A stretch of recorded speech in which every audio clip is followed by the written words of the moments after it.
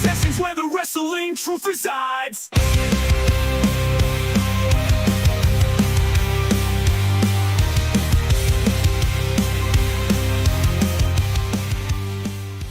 So the biggest thing that happened on a few weeks ago, few days ago, is Hulk Hogan went on Logan Paul's podcast, and there's a fucking psychopath. There's a segment of that has been going viral. We'll get to that.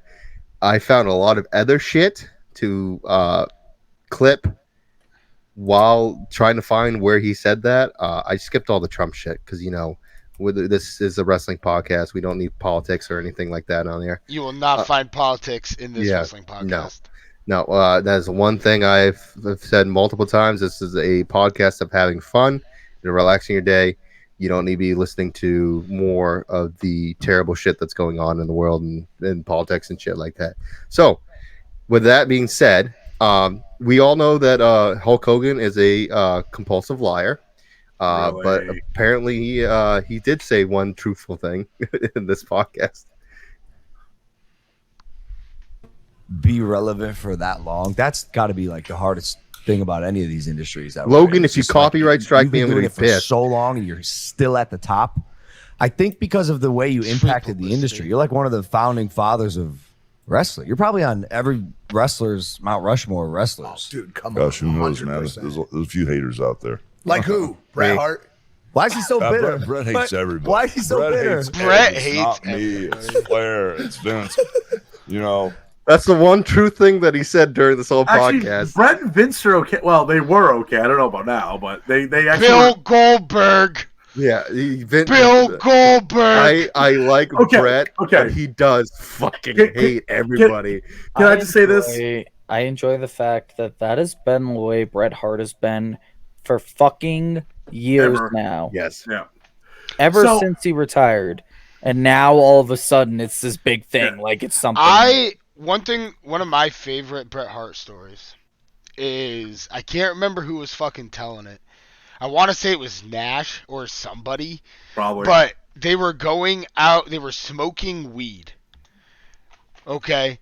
And for some reason, every time Bret Hart got high, all he'd do is talk about Bill Goldberg kicking him in the fucking head. And how much he fucking hates Goldberg. Yeah, that's probably about right. Dude, all I'm going to say is Darren Drozdov got dropped on his head by D'Lo Brown. Broke his neck, ended his career, put him in a wheelchair for the rest of his life. And he still likes it. And Droz was like, I don't blame D'Lo. Shit happens. That was it's like one of those situations that, like, the weirdest thing. Like it's the same thing with Rollin doing the fucking buckle bomb to Sting. He's done it thousands of times, and this time he fucking basically ended Sting's career for a bit. But speaking of Bret stories, my favorite Bret is the ones where Owen's fucking with him. Is my favorite ones. Yeah, Owen had such a. I just posted a video for you. That's one of the things with us. That's one of the things that, like, that happen. I completely lost my train of thought. You said something about dude. Bret and Goldberg. I got it back, dude. I've been up since fucking 2 a.m. because I started my first day of work today. It's one of those things that get posted a bunch that I see that it's like, it's like 3 photos of this guy, these two were in a match and this happened, and it's like, hey, it's all good, man. These two are in a match and this happened. And I was like, yeah, it's all good, man. These two are in a match and this happened. It's all good, man. And then the last slide is just a picture of Bret Hart with, I fucking hate Bill. Fuck Bill Goldberg. I saw that. I think I can find it if you want to give play me the clip. I will play it. Me and Bret Hart smoked like 7 bowls together, and this dude, all he did was talk about Goldberg kicking him in the face and ending his career. He would start telling a story, and then it would just go back to Goldberg kicking him in the fucking face. It was just really depressing. And then I got to do it again. It was just me and him originally. And then I went to go get coffee for Chris Masters. And MVP was just like, what the fuck? You didn't get me coffee? And I was just like, you want to go smoke pot with me and Bret Hart? Me, him, Masters, and Carlito all go up and we're just fucking chilling with Bret. Starts talking about Goldberg. Like, that's just what his brain goes to when he gets fucked up, I guess. Me and Bret.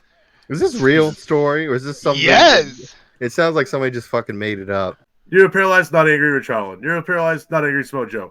Paralyzed was not angry D'Lo. Fuck Goldberg. Back to what I was playing. Lord. I'll never work for Vince again after what happened to my family, and then he's back. It just never ends with him. And I love Bret to death, man. I started with Bret. I remember when I was in Atlanta, I was in the business about 3 years, and I was like 330 pounds, almost 340, all natural. Anyway, and I just there's the lie. Remember, Bret used to live across the hall with me, and when I was working for, all right, skip. That I was so big, Bret, Bret was one of them. But we were just all getting started, so it was all fun. But then we got rolling, and he just, man, it's just. He says I destroyed his career. It's like, okay, all right. Whatever, I just don't get it, man, because I love him to death. He's a good guy, and he hold on. Bret says I ruined his career. Yes, you did, dude. Do you remember WrestleMania 10, you idiot?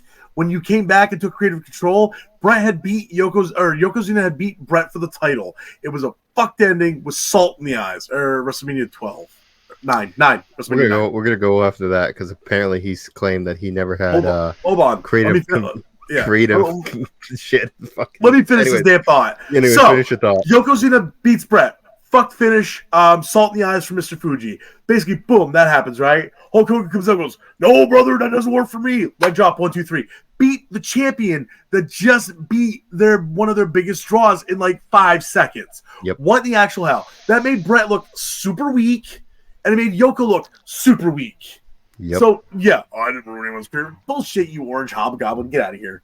So, the next one, he talks about actually Rock at WrestleMania, which is actually kind of cool how he explains how the thought process was with Rock, because we've heard it from different people talking. Like, he kind of has like a layout of how he wants everything done, and like especially with Punk when he came in, he goes, whoa, wait a minute, this isn't gonna fly. Like, this is not how I fucking run.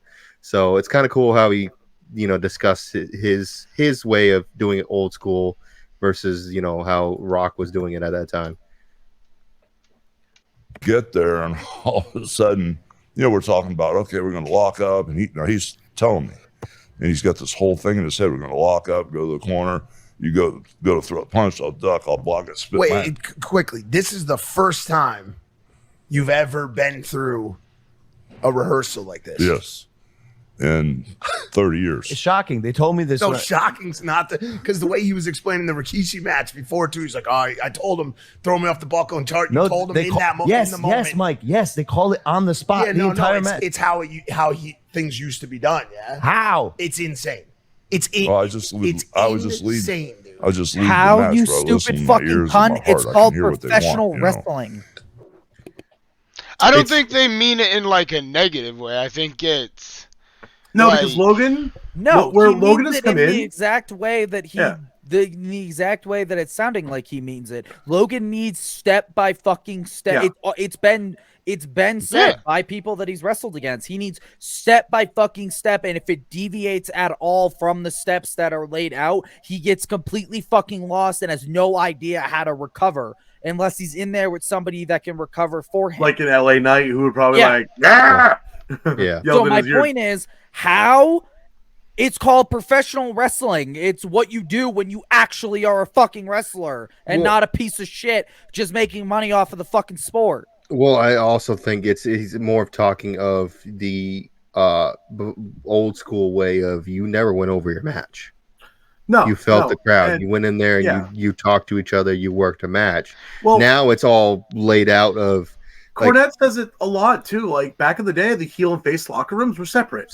Yeah. You couldn't go talk to your opponent. Right. You had basically the agent come up or the booker come and go, here's your finish. Work right. it out. And that shit works to some degree. I don't like working that way. I know there's guys that do like working that way. They rather just feel the crowd, whatever. But there's guys that know, like, okay, all this shit that we called is not going to be working. Let's go this way, and they'll help, direct the match for the way that goes. So yeah, it's kind of funny just hearing that from Rock. It's like, this is what we're gonna do, and Hulk Hogan's going like like fucking. That don't work for me, brother. Yeah. And so at the end of the day, the Rock's saying, "Okay, duck this punch, bang, bang, bang." Then get some heat on me, shut me down. The duck's clothesline, 2 drop kicks over the top, pull me out. Yeah.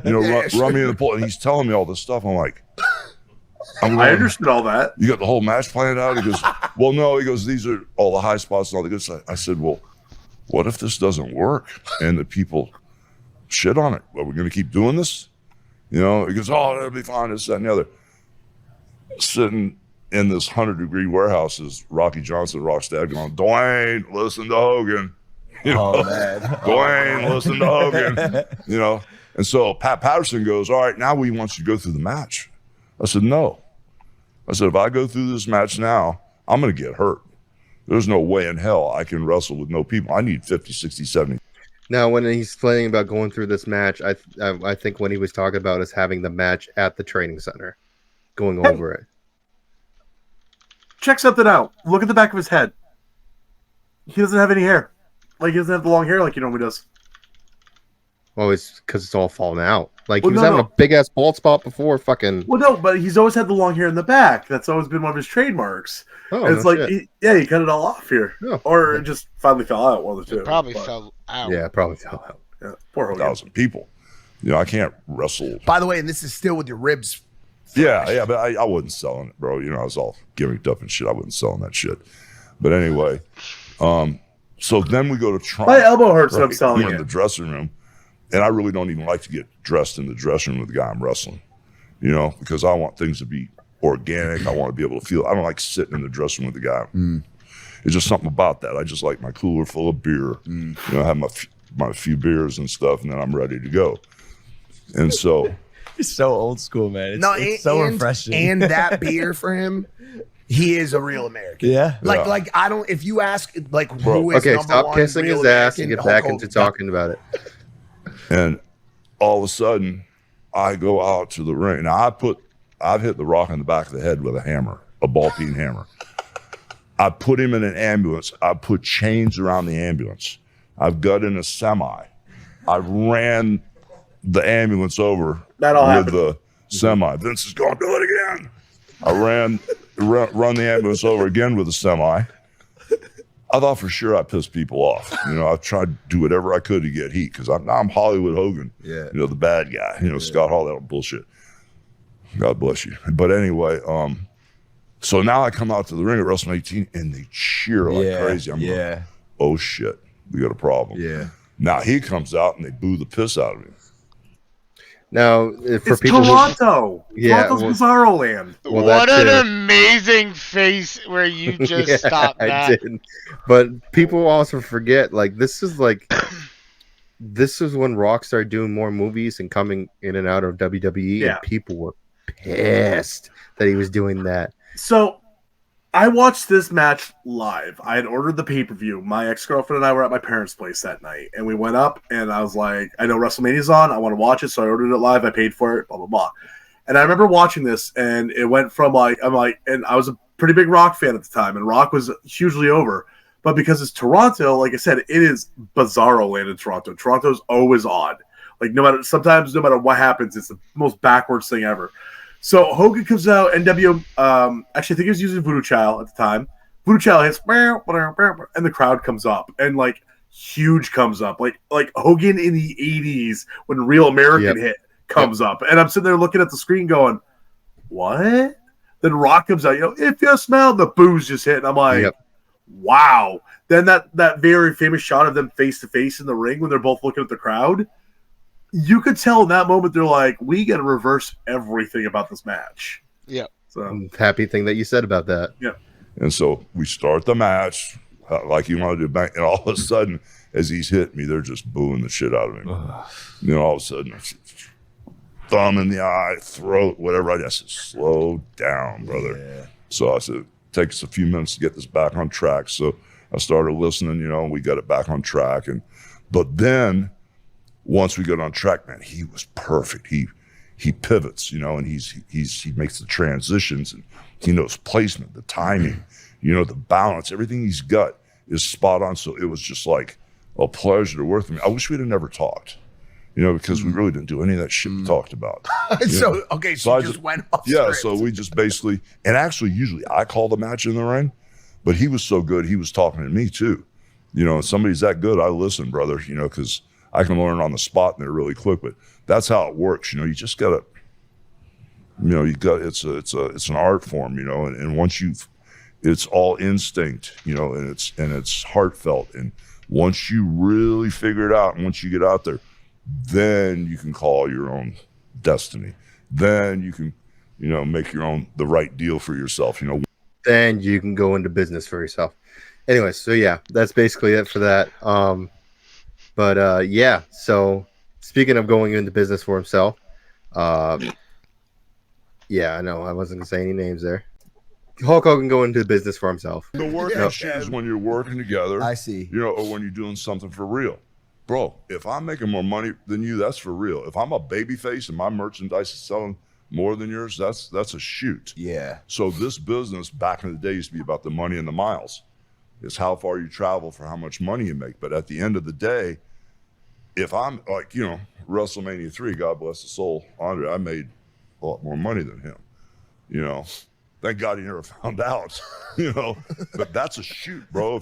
If somebody's making more money than me, I'm not going to go, okay, it doesn't matter if I'm a heel and I make less money. That's not a work to me. That's a shoot. I see. You and I are in the ring and we're fighting and we're driving the same amount of miles and we're busting our ass and breaking a sweat and getting hurt in that ring, and you make more money than me, that's a shoot to me, man. I don't care if I'm a baby face or a good guy. It's a work. It's a work. No, it's not a work. If someone makes more money than you, to me, that's a shoot. But isn't it always a shoot? Yeah, thank you. That's what I keep saying. Okay. And just because we're working in the ring, but the business is a shoot. This is about making money. Right. So for me, I've always looked at it that way. And when I worked for Vince Sr., he always paid the champion more than the guy he was wrestling.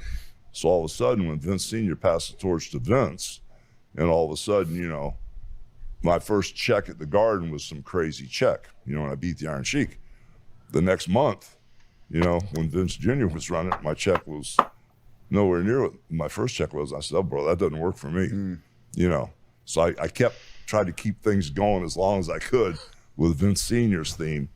But at the end of the day, for me, the business has always been a shoot, because if someone makes more money than me, that's a shoot to me.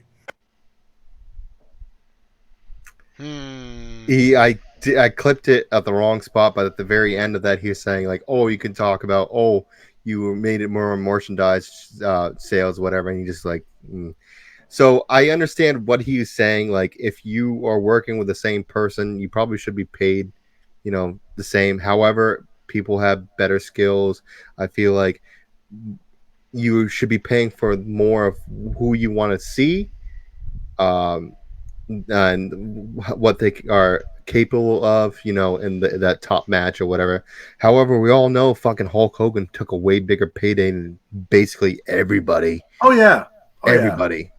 You're telling me if I made 10 grand for the match, you wouldn't ask for 20 or 30 there, Hulk?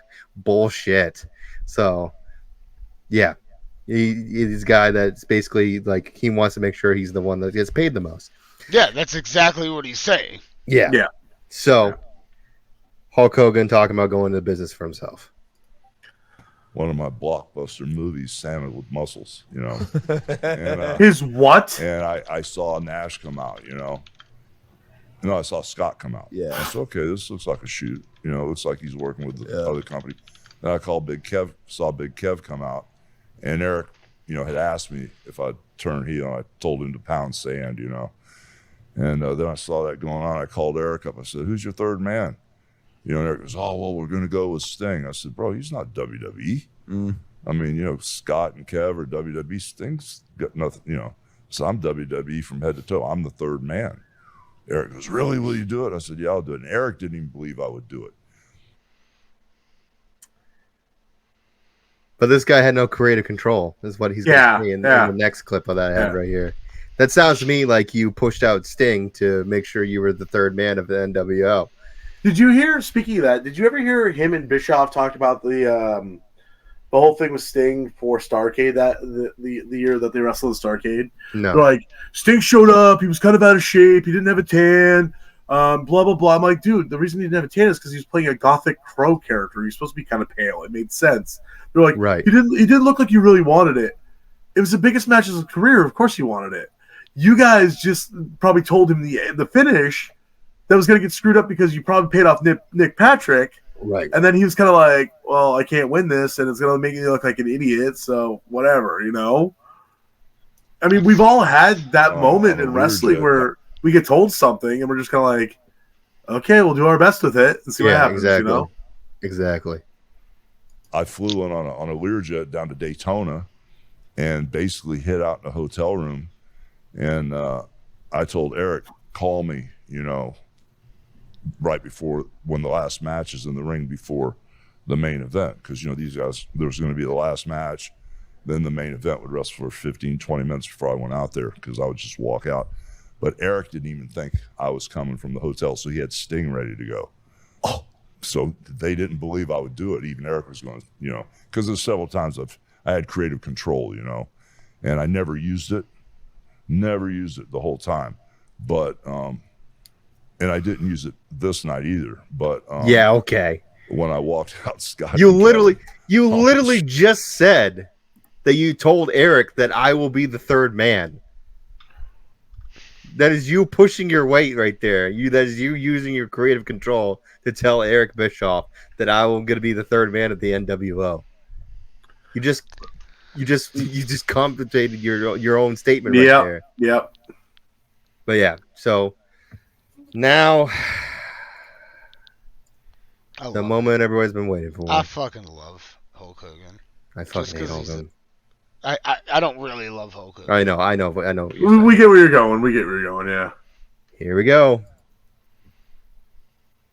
The viral statement of the week. That's ever been hated prior to creating his character in the WWE. Awesome. So that's my question to you is like, is it as easy to like switch someone who has a blended real life with WWE life into a person that is loved by all when he's not been able to do that outside of the ring? Does that make sense? Yes. I love him. For instance, I'm in the fucking minority. That's the 5%. There's a couple more over there. It's my mom. Oh, that's Mama? Yeah. She goes, hi. She loves me as far as I know. Yeah. No, but it's the wrestling fans are very forgiving, you know. If Chris Benoit can do the crap he did and the fans still love him, you know, they're very forgiving. You know, I've made some major mistakes in my personal life. They're very, very forgiving. But I'm sorry, what? If Benoit can murder his wife and child to be forgiven? No one's ever fucking forgave him. Yes, that is the viral thing that's going on for the last. Is he on the drugs?